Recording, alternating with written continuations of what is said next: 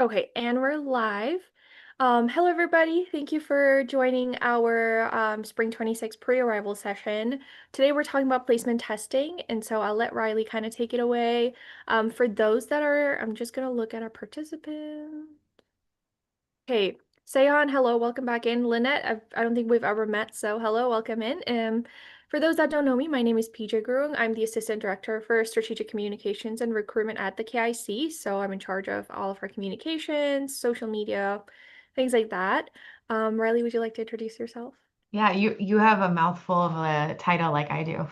So Yeah, my it's a name, long title. yeah, so my name is Riley Davenport, and I am the Assistant Director for Orientation and Family Programs. And what my job is that is in relation to what we're talking about today is course placement. So course placement for math and English, and kind of talking about what steps you might have to take before you fully enroll with us. So I think I'm going to go ahead and jump into our presentation. Hopefully, PJ, you can let me know if you can see my Yes. screen. Everything look good? Okay.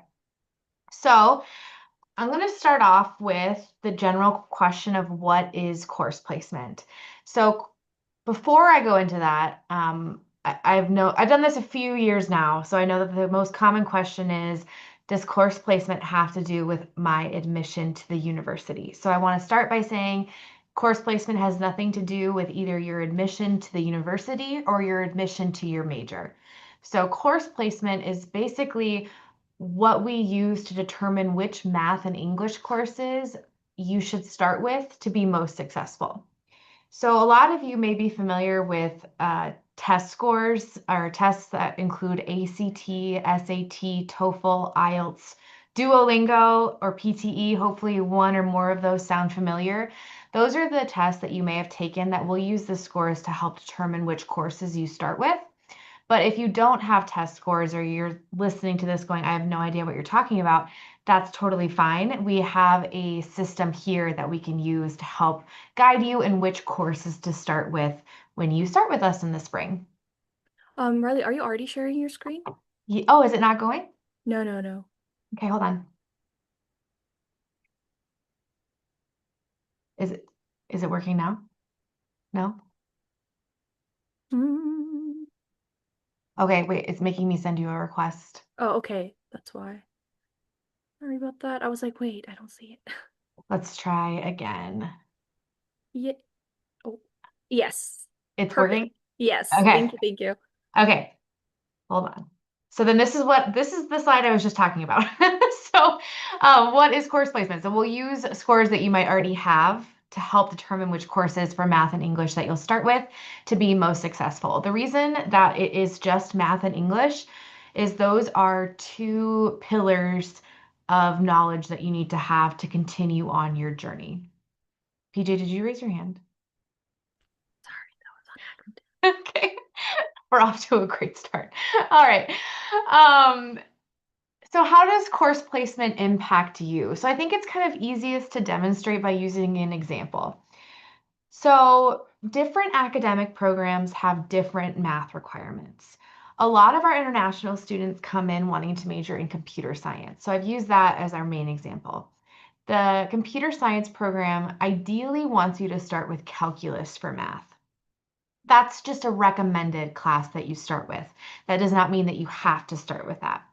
So if you took the SAT and you have the scores to place you into calculus, you won't need to take a course placement exam. If you have test scores that place you lower than that class or you don't have any test scores, we will recommend that you take the AccuPlacer to see if we can place you higher. Does not mean that you have to start with calculus again. It just means that that's what they want you to start with if you have the knowledge base too. Another example is if you're majoring in art, math placement is not required. There's not a specific math class that you need to take for that program, so we won't have you take any type of placement exam, nor will we have you, we won't look at your math scores for existing tests. We will look at reading and writing, but not for math. So we will look at your existing test scores if they're available, And we will look at your major to determine what test, if any, needs to be taken. So we'll do that on our end and then communicate with you about that. So what scores do I need? I think the most common test that you'll probably be familiar with for math placement is SAT. So that's the example that I have on the screen right now. So I kind of mentioned it earlier, but you'll see that the Math 121, which is calculus, you would need a 580 or higher on the mathematics section to place into Math 121. There's a lot of different math classes to take, so it doesn't mean that that class is going to be required for your major. Again, we're going to cross-reference your major with math scores to determine what's necessary for you. So we'll do that work on our end. So how will you know if you need to take an AccuPlacer exam? Please note that we will communicate with you exclusively via your university email address, so your MavMail account. If you're not familiar with that, there's a lot of help articles online. I'm sure PJ has some help that they can provide as well. But Orientation and Family Programs, which is the office that I work in, will review your existing test scores and your intended major, as I said. And then if existing test scores don't place you, that's when you will hear from us.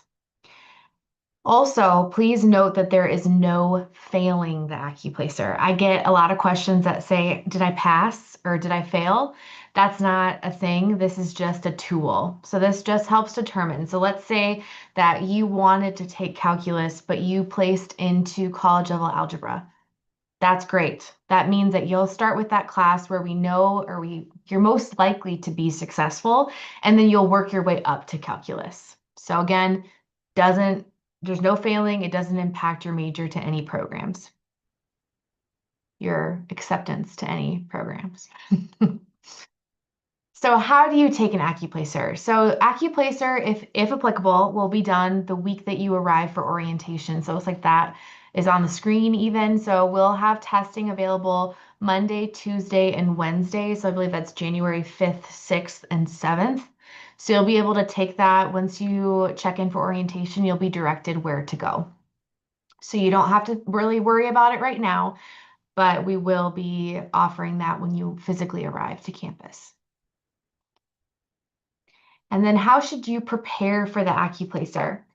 So we do have study materials on the AccuPlacer website, and you definitely can study, but I always say that studying is not required. We really want to know where you're at without putting too much effort into it. If you are really struggling to get that information and learn it before you take the class, you're still going to probably struggle in that class if you place high enough because you crammed in so much information. So don't worry too much about studying for this. We want to know where you're at without that.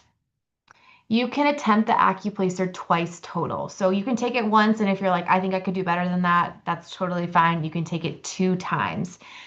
The AccuPlacer is not available the first week of classes. So although it's not ideal timing to take it right as you arrive, that is when you'll need to take it because we need those scores to help you register for classes. So make sure that you follow the directions when you check in to take the test at the most reasonable time in the orientation schedule. And then if you have questions, I would say the easiest way to get a hold of us is through email, just based on different timing, and we're a US phone number, that type of thing. So course placement at mnsu.edu is going to be the best way to contact us. So I believe we'll have time for questions right now, but if there's a specific scenario that you want to run by me, I'd be happy to help. Just email course placement at mnsu.edu. Perfect. Okay, PJ, what did I miss? Nothing. I think Seihan had raised Sure. his hand. Okay. Seihan, I saw that you raised your hand. If you want to leave the question in the chat box, I have opened that right now, or you can leave it in the Q&A box. If you don't want to ask it right now, you can obviously email Riley and she can get back to you. I can put that in the, wait, the chat is only for host and panelist. Oh my gosh. There you go. Thank you. Oh wait, no, it's still not working for me. If you can put the course placement at mnsu.edu in the chat, that'd be great.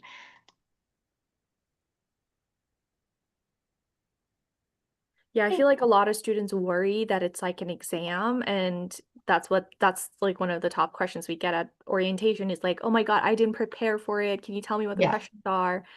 totally Um, get that. yeah. Sayan said, "I'm a bit confused. For whom will the placement test be required?" Yeah, so this test is used for undergraduate students. And so it depends on each individual person's situation whether or not it'll be required. So we'll reach out to you and let you know whether or not a placement test is needed for your individual situation.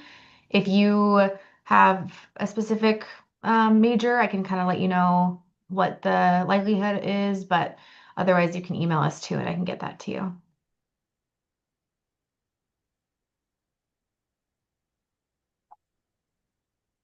But graduate students won't have to take placement tests and IEP. If you're familiar with that term, you would be if you that applies to you, then you also would not need to take that yet. Hopefully that makes sense. Okay. Computer science. You took the SAT and you have a 680 in math. You would not need to take the placement test as long as the SAT is not expired. So SAT scores do expire after 2 years. So as long as it is still active, then you will not need to take a placement test. And then if you got a 111 on TOEFL, again, as long as it's not expired, those I think are 5 years, you would not need to take a placement test. So you are good to go there. Good for you. Yeah. I You're remember I welcome. had to take mine. It was terrible. Yeah, no, so did I. Yeah, math, math. Oh my I get God. that question of like, is it hard? I'm like, for me, it was. Right? But that just means I started in the math class that I needed to start in to not do poorly in them. So Exactly. it was for the best that I showed my natural abilities. Another question that I've noticed that I get from students is how many times can they take the placement testing? Yeah, you can do it 2 times total. So we recommend like a 2 week study period. It's not required, but we typically see that if you take it on a Monday and then retake it on a Tuesday, you're probably going to get the same result. So we do recommend a study period if you're going to reattempt it. Or if you're like me and you scored somewhat low on it and you know that was accurate, you don't have to take it twice. You can go, yep, that sounds about right, and then register for the class that you need to after meeting with an academic advisor. I remember I think that's exactly what happened with me as well. I took it once and I was like, yep, that's That my capacity. I will that just sounds take good. math 98. Thank you very much. And honestly, it was for the best. Like you Yeah. said, if I had been placed in a higher class, I would have definitely failed that Yeah. class. Well, and the opposite is true too. If you don't have test scores and you are like, well, then I'll just take the lowest class, but you actually have some natural math ability, we still want you to take a placement test to see what your natural ability is. So if you can place higher, you will. So no matter what, it's just a tool, and we don't want you to be stressed out about it. Great. Awesome. Um, it looks like we don't have any other questions. This was a very nice and quick session.